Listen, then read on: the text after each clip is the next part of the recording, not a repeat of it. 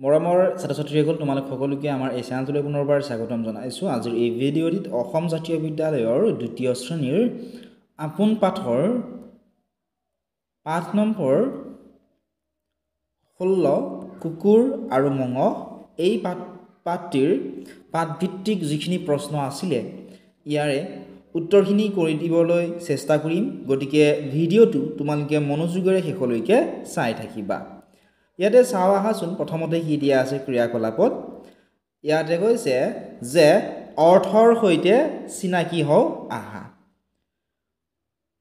এতিয়া কিহৰ অৰ্থ দিছে ইয়াত তোমালোকে এই পাঠটোত যে পালা হয়নে, পাঠ নম্বৰ 16 কুকুৰ আৰু মঙহ এই পাঠটোত পোৱা কেইটামান শব্দৰ অৰ্থ, ঠিক আছে, কেইটামান জটিল শব্দৰ অৰ্থ ইয়াতে আমাক দিছে।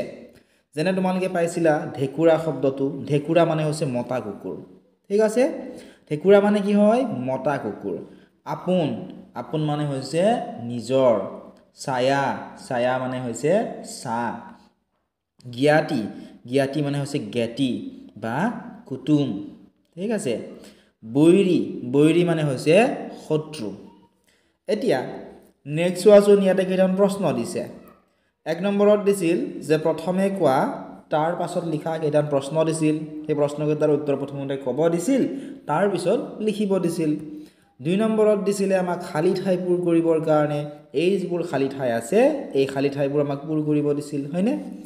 আৰু 3 নম্বৰত আমাক কি দিছে চোৱাচোন। 3 নম্বৰত আমাক দিছিলে কুকুৰৰ বিষয়ে 5টা বাক্য লিখিবলৈ, ঠিক আছে। আৰু 4 নম্বৰত দিছিল কুকুৰ আৰু মঙহ কবিতাটো সাধুৰ আকাৰত নিজৰ কথাৰে লিখা। এতিয়া উত্তৰখিনি কৰি দিম, তোমালোকে একেবাৰে মনোযোগেৰে শেষলৈকে চাবা। প্ৰথম প্ৰশ্নটো চোৱাচোন, 1 নম্বৰৰ কটো তোমালোকে কিতাপখন উলিয়াই ল'বা, তেতিয়া আৰু ভালদৰে বুজি পাবা, হয়নে? ক নম্বৰত দিছিল যে কুকুৰটোৱে মুখত কি লৈ গৈছিল। কুকুৰটোৱে যে সেই নদীখনৰ ওপৰেৰে গৈ আছিল, মুখত কি আছিল কুকুৰটোৰ? কুকুৰটোৰ মুখত মঙহ আছিল, ঠিক আছে। গতিকে লিখিবা যে কুকুৰটোৱে মুখত মঙহ লৈ গৈছিল। আৰু সদায় তোমালোকে মনত ৰাখিবা বাক্যৰ শেষত কি দিয়ে? সদায় দাঢ়ি দিয়ে। ইয়াত টাইপ কৰোঁতে মোৰ ভুল হৈ গ'ল, গতিকে তোমালোকে এইটো কি চিন হোৱাচোন? এইটো হৈছে প্ৰশ্নবোধক চিন। যেতিয়া প্ৰশ্ন কৰা হয় এই চিনটো দিয়া হয়, ঠিক আছে। ইয়াত যিহেতু প্ৰশ্ন কৰা হোৱা নাই, গতিকে বাক্যৰ শেষত আমি কি দিব লাগিব? দাঢ়ি দিব লাগিব, ঠিক আছে। কুকুৰটোৱে মুখত কি লৈ গৈছিল? বুজি পালা নহয়? কুকুৰটোৱে মুখত কি লৈ গৈছিল? এটুকুৰা মঙহ লৈ গৈছিল, ঠিক আছে। এতিয়া তোমালোকে চোৱা নেক্সট খ নম্বৰ প্ৰশ্নটো। প্ৰশ্নটো আছিল যে কুকুৰটোৱে ক'ত আৰু কিয় সাঁতুৰিছিল? উত্তৰটো এনেধৰণে লিখিবা যে কুকুৰটোৱে নদীৰ বুকুত পাৰ হৈ যাবলৈ সাঁতুৰিছিল। কিয় সাঁতুৰিছিল আৰু ক'ত সাঁতুৰিছিল? নদীৰ বুকুত পাৰ হৈ যাবৰ কাৰণে সাঁতুৰিছিল। কাৰণ কুকুৰটোৱে যেতিয়া গৈ আছিল তেতিয়া কি দেখা পাইছিল? আন এটা কুকুৰ দেখা পাইছিল, অৰ্থাৎ নিজৰে প্ৰতিচ্ছবিটো দেখা। তোমালোকে যেনেকুৱা আইনাত চালে নিজৰ প্ৰতিচ্ছবিটো দেখা পোৱা, ঠিক তেনেকৈ পানীত তোমালোকে চাবাচোন, পানীটো তোমালোকে নিজৰ প্ৰতিচ্ছবিটো দেখিবলৈ পাবা। কুকুৰটোৱেও যেতিয়া নদীৰ ওপৰেৰে গৈ আছিল তেতিয়া পানীত নিজৰ প্ৰতিচ্ছবিটো দেখা পাই আন কুকুৰৰ বুলি ভাবি ভুক ভুকাইছিল। ভুক ভুকোৱাৰ ফলত কি হৈছিল? মুখত থকা সেই মঙহৰ টুকুৰাটো পানীত পৰি গৈছিল। সেইবাবে নদীত সি পাৰ হৈ যাবৰ কাৰণে সাঁতুৰিবলগীয়া হৈছিল, ঠিক আছে। এতিয়া তোমালোকে নেক্সট চোৱাচোন গ নম্বৰ প্ৰশ্নটো। প্ৰশ্নটো আছিলে এনেধৰণৰ যে নিজৰ ছায়াটো দেখি কুকুৰটোৱে কি ভাবিলে? উত্তৰটো এনেধৰণে লিখিবা যে নিজৰ ছায়াটো দেখি কুকুৰটোৱে ভাবিলে যে সি আন এটা কুকুৰক দেখিছে যাৰ মুখত তাৰ টুকুৰাটোতকৈ ডাঙৰ মঙহৰ টুকুৰা এটা আছে। কুকুৰটোৱে যেতিয়া নিজৰ ছায়াটো দেখা পালে, নিজৰ ছায়াটো দেখাৰ লগে লগে মুখত যিহেতু মঙহৰ টুকুৰাটো আছিল, মাংসৰ টুকুৰাটো আছিল, মাংসৰ টুকুৰাটো সেই দেখা পালে। গতিকে কুকুৰটোৱে ভাবিলে যে তাৰ মুখত থকা টুকুৰাটোতকৈ সেই যিটো অন্য কুকুৰ দেখিবলৈ পাইছিল, অৰ্থাৎ নিজৰ প্ৰতিচ্ছবি যিটো দেখা পাইছিল, তাত মঙহৰ টুকুৰাটো ডাঙৰ থকা বুলি ভাবি কি কৰিছিল? ভুক ভুকাইছিল, ঠিক আছে। গতিকে এনেধৰণে লিখি ল'বা। নেক্সট তোমালোকে চোৱাচোন ঘ নম্বৰটো। ঘ নম্বৰ প্ৰশ্নটো আছিল যে কুকুৰটোৱে কিদৰে মুখৰ মঙহ টুকুৰা হেৰুৱালে? তোমালোকে লিখিবা এনেধৰণে যে কুকুৰটোৱে ভেও ভেও কৰি মুখখন মেলাৰ লগে লগে মঙহ টুকুৰা পানীত পৰি গৈছিল। কুকুৰে কি কৰে?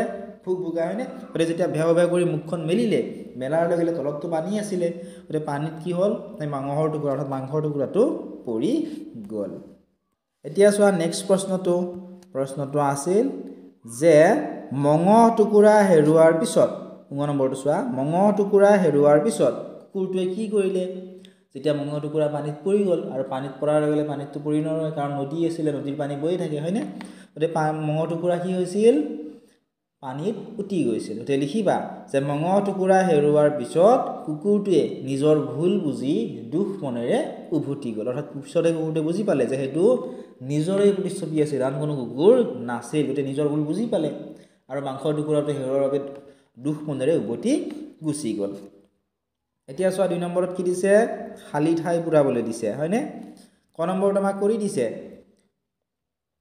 হেকুৰা কুকুৰটোৱে ভেও ভেও কৰি মুখ মেলিছিল ঠিক আছে এতিয়া চোৱা খ নম্বৰটো আমাক খালি ঠাই দিছে যে মেকুৰীটোৱে ড্যাশ কৈ মাতিছে এই খালি ঠাইত কি লিখিব লাগিব আমি লিখিব লাগিব যে মেকুৰীটোৱে কি কৰিছে মেও মেও কৈ মাতিছে এনে ধৰণে লিখিব লাগিব এতিয়া চোৱা তোমালোকে নেক্সট কুৱেশ্যনটো আছিল যে কুলি চৰাইটোৱে ড্যাশ কৈ গছৰ ডালত বিনাইছে কুলি চৰাই কেনেকৈ মাত দিয়ে কু কু কৈ গতিকে লিখিবা যে কুলি চৰাইটোৱে কু কু কৈ গছৰ ডালত বিনাইছে ঘ নম্বৰটো আছিলে যে কাউৰীটোৱে ঘৰৰ ছালত পৰি ড্যাশ কৈ মাতিছে কাউৰীটোৱে ঘৰৰ ছালত পৰি কাহ কাহ কৈ মাতিছে ঠিক আছে নেক্সট তোমালোকে চোৱা 9 নম্বৰটো ভুমুৰাই ড্যাশ উৰি ফুৰিছে গতিকে কি হ'ব ভুমুৰাই ভুন ভুনাই উৰি ফুৰিছে কেনেকৈ উৰি ফুৰিছে ভুন ভুনাই উৰি ফুৰিছে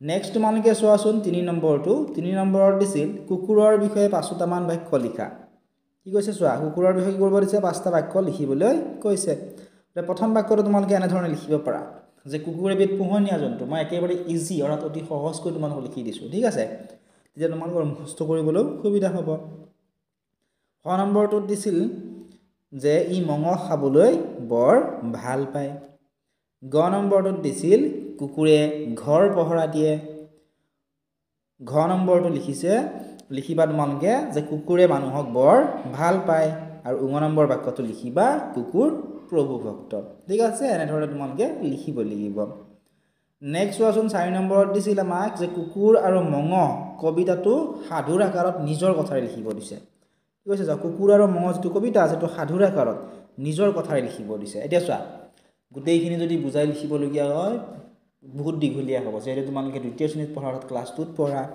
একেবাৰে চুটিকৈ অৰ্থাৎ চমুকৈ তোমালোকক মই লিখি দিছোঁ যদি বিচৰা এনেধৰণে লিখি ল'ব পাৰিবা যে এদিন এখন নদীৰ দলং এখনৰ ওপৰেৰে এটা কুকুৰে মুখত এটুকুৰা মঙহ লৈ পাৰ হৈ গৈ আছে অৰ্থাৎ এটা কুকুৰ আছিল সেই কুকুৰটোৱে এদিনাখন এখন নদীৰ এখন দলংখনৰ ওপৰেৰে মুখত এটুকুৰা মঙহ লৈ পাৰ হৈ গৈ আছিল যেতিয়া সেই নদীৰ ওপৰে পাৰ হৈ গৈ আছিল তেতিয়া কুকুৰটোৱে নদীৰ পানীত নিজৰ প্ৰতিচ্ছবিটো দেখি মনতে ভাবিছিল যে সি আন এটা কুকুৰক দেখিছে যাৰ মুখত তাৰ টুকুৰাটোতকৈও ডাঙৰ মঙহৰ টুকুৰা আছে যেতিয়াই সি দেখিবলৈ পালে যে অন্য এটা কুকুৰা হাততো কি আছে এটুকুৰা মঙহৰ টুকুৰা আছে গতিকে কুকুৰটোৰ কি হৈছিল লোভ লাগিছিল হয়নে আৰু লোভ লগাৰ ফলত অৰ্থাৎ লালসাত অন্ধ হৈ অৰ্থাৎ বহুত লোভ লাগিছিল লোভ লগাৰ ফলত কুকুৰটোৱে আনটো কুকুৰৰ মঙহৰ টুকুৰা কাঢ়ি আনিবলৈ